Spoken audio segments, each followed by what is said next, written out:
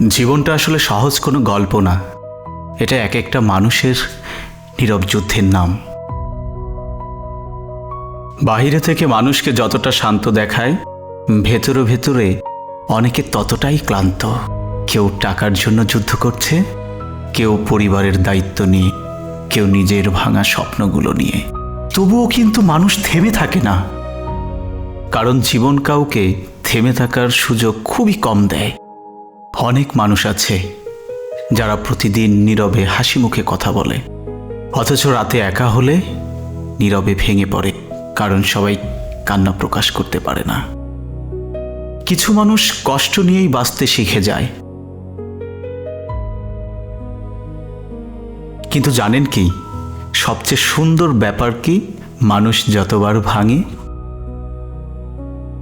ততবারই নতুন করে নিজেকে গড়ে তোলে, ততবারই নতুন করে উঠে দাঁড়ানোর শক্তি খুঁজে পায়।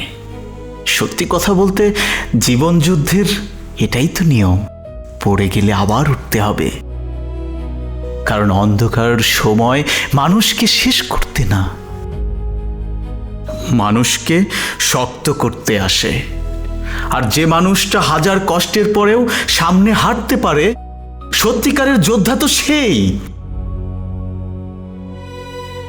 তাই জীবনের কঠিন সময়কে কখনো ভয় পাবেন না, কারণ আজ আপনি যে যুদ্ধটা লড়ছেন, একদিন একাই আপনার সবচেয়ে বড় শক্তির গল্প হবে।